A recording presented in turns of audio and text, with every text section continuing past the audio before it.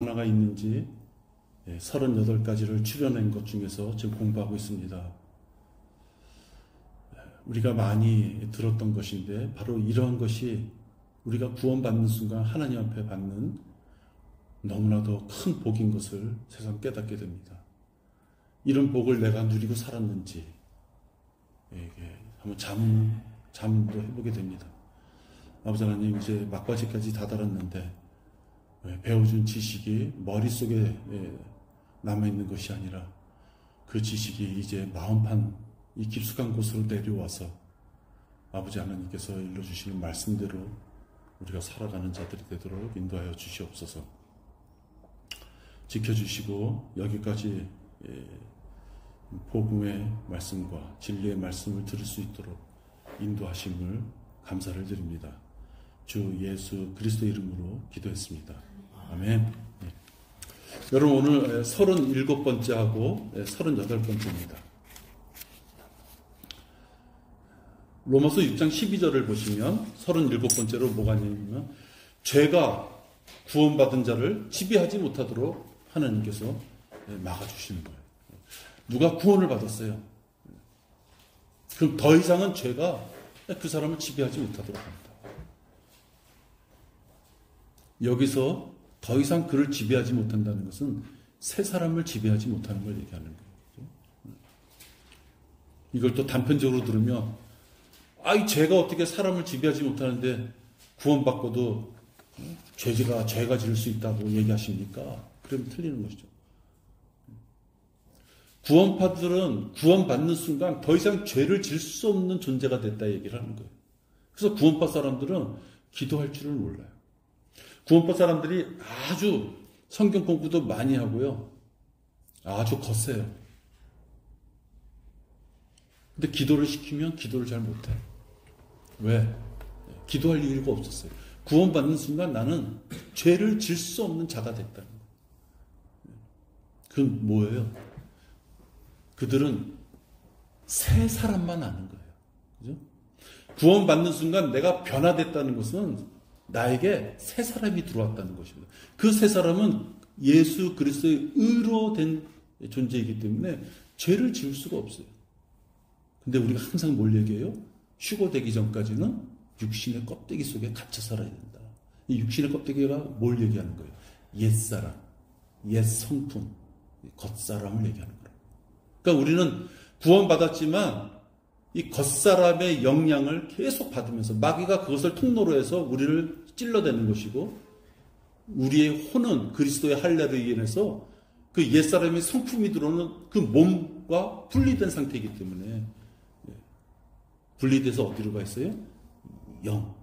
영이 주는 하나님의 인도함을 받을 수 있는 그 영이 살아난 거듭난 영이기 때문에 우리 혼은 몸에 치우치는 게 아니라 영에 치우쳐야 된다. 근데 구원받은 자가 그리스도의 할례로 갈라졌음에도 불구하고 그 자가 자꾸만 혼 쪽으로 가려는 분이 있죠. 그걸 우리가 보면 어린아이다 이렇게 얘기하는 거예요. 구원을 받아서 분명히 할례로 몸과 혼이 갈라졌음에도 불구하고 하나님의 음성에 귀를 기울이는 게 아니라 자꾸만 육신적인 성품이 주는 것이 너무 달콤하고 편하고 입맛에 맞고 나의 욕정을 충족시킬 수 있고, 그를 우리가 성경에서 얘기할 때는 어린 자녀, 갓난아기다 이렇게 우리가 표현하는 것이죠. 지금 로마서 6장 12절에 보면, 이제는 하나님의 자녀로서 죄에 연루된 삶을 살지 말아야만 되는 삶이기에 이제는 너희들 이렇게 살아라 라고 얘기하는 거예요. 죄를 극복하고 승리를 얻을 수 있는 능력을 하나님께서 주셨기 때문에 이제 그 길을 가라라고 해요. 그러므로 너희는 죄가 너희 죽을 몸 안에서 군림하지 못하게 하여 몸의 정욕 가운데 죄에게 순종하지 말고. 죄가 없는 게 아니에요.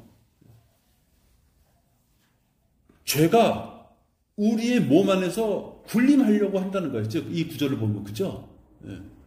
우리는 구원받는 순간 수정처럼 맑은 물이 돼서 더 이상 죄는 전혀 없는 존재가 아니라는 거예요. 자꾸만 죄가 나를 지배하려고 한다. 그럴 때 어떻게 하라? 죄에게 순종하지 마라. 이 얘기는 뭐예요? 죄에게 순종하는 자가 있다고 얘기하는 거예요. 또 너희 지체를 불의의 병기로 죄에게 내어주지 말고 다만 너희 자신을 죽은 자들로부터 살아난 자들처럼 하나님께 너희 지체를 의의 병기로 하나님께 드리라. 6장 13절은 장로교의 예정론을 파괴시키는 거예요.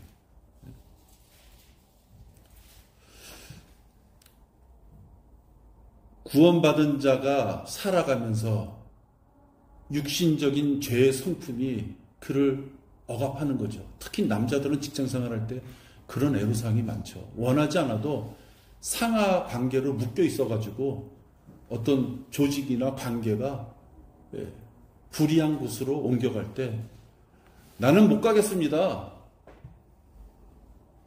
나는 그리스찬입니다. 그렇게 해야 되는데 그렇게 못하는 것이 직장인들의 애로사항인 거예요. 근데 왜 그렇게 하느냐?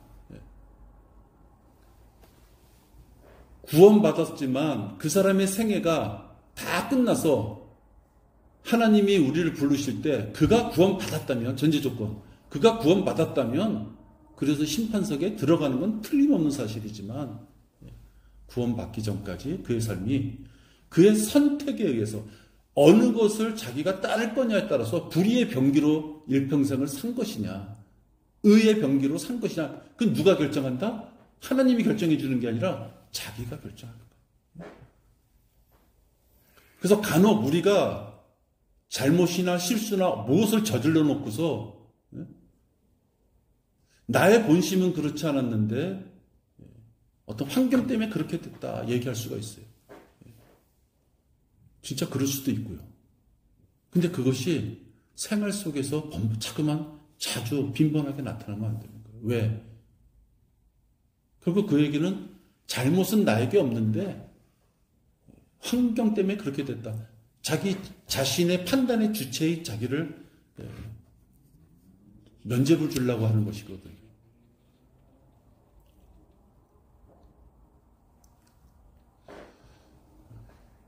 여러분 요새 우리 성경 읽기 표를 보면 그거대로 읽으시는 분들 계세요? 지금 어디를 읽어야 되냐면 예레미야를 읽어야 돼요. 구약에 예레미야. 저도 오늘 거기를 예레미야 44장인가 어떻게 거기 읽다 보니까 어떤 구절이 나오냐면요. 하나님께서는 이렇게 했어요. 예루살렘을 파괴시켜요. 어떻게 파괴시켜요? 느부갓네살을 불러다가 예루살렘 성을 잔인하게 파괴시키는 거예요. 칼과 전염병과 기근으로. 그죠? 아주 잔인할 정도로 남녀노소를 가리지 않고. 그러면서 하나님께서 뭐라 그러시냐면 너희들은 이미 나에게 죄를 졌다. 그러니까 내가 하나님께서 느부갓네살을 종이라고 불러요. 나의 종 느부갓네살을 불러서 너희들을 징계할 테니 너희들은 느부갓네살이 너희들을 끌고 바빌론으로 가면 바빌론 가서 그냥 살아라. 그러면 너희들 거기서 잘 살고 내가 다시 데려오겠다 이렇게 얘기를 해요. 그죠? 근데 시드키야 왕이 어떻게 나오느냐면요. 하나님은 이미 쪽박은 깨졌어. 너희들은 포로 생활을 해야 돼. 그러니까 순순히 잡혀가. 거기서 고난의 기간을 거치고 와라. 이게 이제 하나님의 계획인데 시드키야는 대항을 해요. 그래서 어떻게 돼요? 자기 자식은 다 자기 앞에서 칼로 죽이고 시드키야는 두 눈이 뽑혀가지고 바빌론으로 잡혀가요.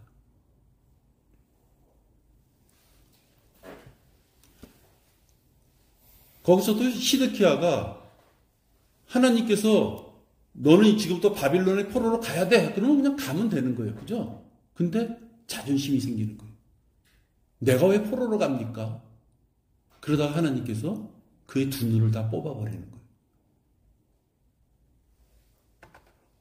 그래서 시드키야를 끌고 가면서 느부갓네살 왕이 그달랴라고 하는 어느 서기관의 한 집안 사람을 뽑아가지고 예루살렘을 통치할 수 있는 통치자로 만들어놔요. 그러면서 내가 이제 이 그달랴를 세웠으니 너희들은 이 그달랴를 중심으로 해서 이 예루살렘에서 살아라. 아주 가난하고 못 사는 사람들을만 남겨놓고 귀족들은 다 끌고 가는 거예요. 그랬더니 또 어떤 일이 생겼느냐? 가만히 보니까 그달랴만 죽이면은 자기가 통치권을 잡을 수 있을 것 같거든요. 그러니까 또 거기서 반역이 일어나요. 그래서 느부갓네살이 세운 이스라엘 사람인 그 통치자를 자기네들끼리 또 지지고 볶고 싸우면서 느부갓네살이 세운 그 통치자를 살해를 해요. 그러니까 느부갓네살이 화가 난 거예요. 감히 이 자식들이 다시 쳐들어왔어요. 쳐들어올 때 예레미야가 이런 표현을 해요. 그들이 예레미야한테 그 반역을 일으켰던 자들이 예레미야한테 뭐라 그러냐면 너의 하나님 앞에 우리들의 앞날에 대해서 좀 물어봐 달라 이렇게 얘기해요. 무슨 얘기냐? 이집트로 도망갈까? 아니면 그냥 항복하고 예루살렘에 그냥 있을까? 너무 불안한 거예요. 이집트로 갈래도 불안하고 느부갓네살이 만들어 놓은 통치자를 자기네들 죽였으니 느부갓네살이 포로가 되면 자기가 또 죽을 것 같은 거예요. 그러니까 불안한 거예요. 그러니까 예레미야가 그래 너희들이 그렇게 애타게 얘기하니 내가 하나님 앞에 묻겠다 이렇게. 그래서 하나님께 물어봤어요. 하나님 뭐라 그러세요? 예루살렘에 그냥 있어라. 칼데아 왕이 너희들 건들지 못하게 하겠다. 그런데 화장실 들어갈 때 하고 나올 때 틀린 것이 인간인 거예요. 예레미야, 네가 하나님한테 물어봐서 우리한테 일러주면 우린 그 길을 가겠다. 벼랑 끝에 쓴 그들은 그러한 말을 하지만 하나님의 말씀을 들어서 그들에게 줄 때 그들은 뭐라 그러냐면 예레미야가 우리를 속이는 것이다. 갈대아 왕한테 잡혀서 우리를 다 죽이게 하려고 속이는 것이다. 그러니까 이집트로 가자. 그래서 그들이 이집트로 가는 거예요. 어떻게 돼요? 이집트에서 싹 죽는 거예요. 칼과 기근으로. 시드키야 왕도 이스라엘 민족 너희들이 죄를 졌으니 바빌론 포로가 되라 그랬으면 시드키야 왕이 따라갔으면 되는 거예요. 그죠? 안 갔잖아요. 그래서 두 눈이 뽑혔단 말이에요. 그 다음에 또 그달랴라고 하는 통치자를 세운데 그 통치자를 죽인 그 죄 때문에 그 죽인 자들이 반역을 일으켰던 자들이 하나님께서 예루살렘에 그냥 있으면 느부갓네살이 와도 너희들 건들지 못하겠다라고까지 해줬으면 그냥 있으면 되잖아요. 자기네가 물어봤기에 하나님이 대답을 해줬단 말이야. 근데 그들이 기거한다는 소리가 아니다. 그래서 이집트를 가요. 거기서 소수 몇 명만 살아서 예레미야도 잡혀갔거든요. 소수 몇 명만 살아서 다시 예루살렘에 와요. 그 소수 몇 명을 왜 살려뒀느냐? 이집트에서 그들이 비참하게 죽은 것을 예루살렘에 와서 많은 사람들에게 전파해 주기 위하여 하나님께서 일부러 소수 몇 명은 살려놓으시는 거예요.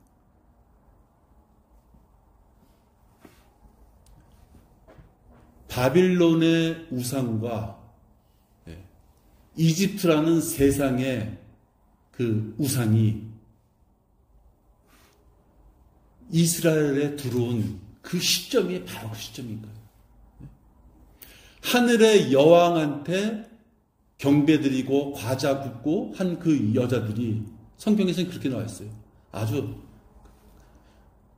카톨릭 모체가 되는 마리아의 모체가 되는 창녀의 모체가 되는 하늘의 여왕 아스타롯이라고 하는 하늘의 여왕한테 경배를 드리는 자가 누구냐?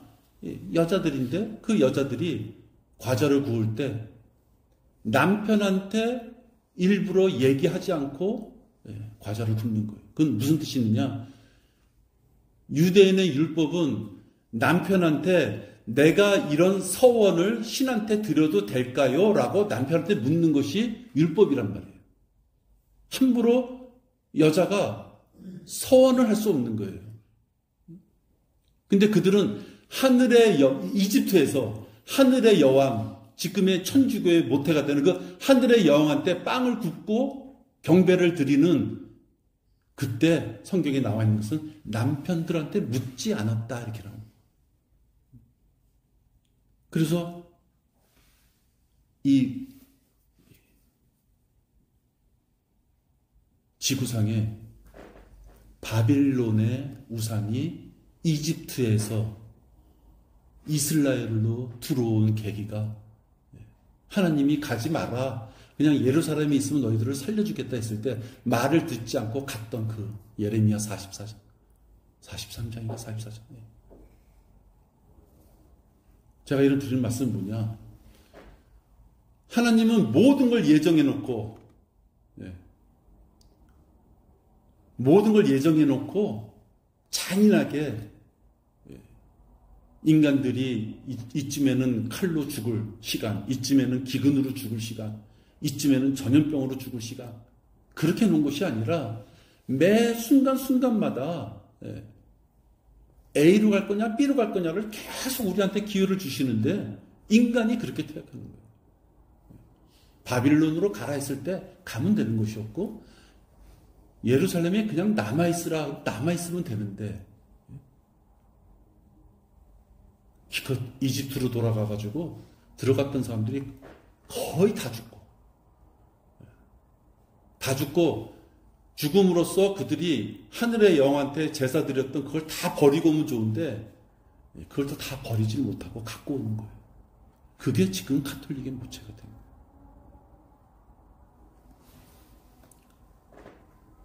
지금 로마서 6장 이 13절의 말씀은 구원받은 우리들이 불의의 병기로 쓰여질 것이냐, 의의 병기로 쓰여질 것이냐, 그것이 우리들한테 달려있다는 말씀을 지금 하는 거예요.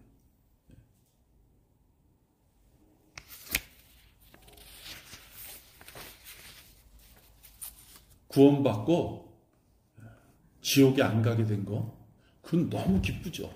그건 두말할 나위 없죠.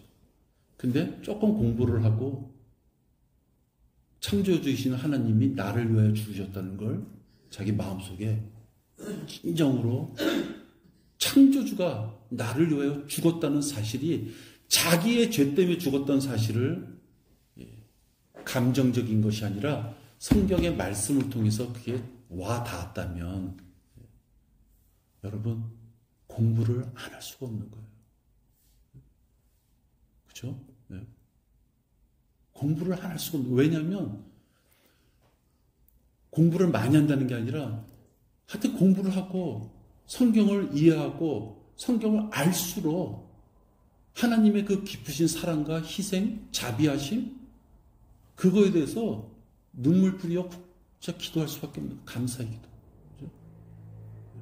공부를 하지 않은 자들은 그걸 알 수가 없는 거예요.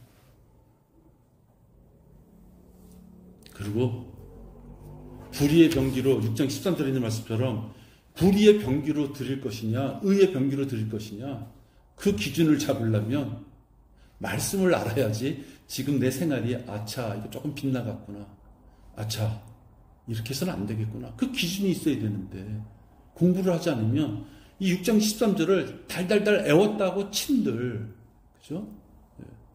내 행함의 기준이 지식적으로 부족하다면 이걸 분별할 수 없는 것이죠. 여러분들, 우리 자매님들 진짜 공부 열심히 하는데, 공부할수록 하나님과 나 사이에 그 돈독한 하나님과의 관계, 그것이 깊어짐으로 더 감사함이 클 것이라고 믿습니다.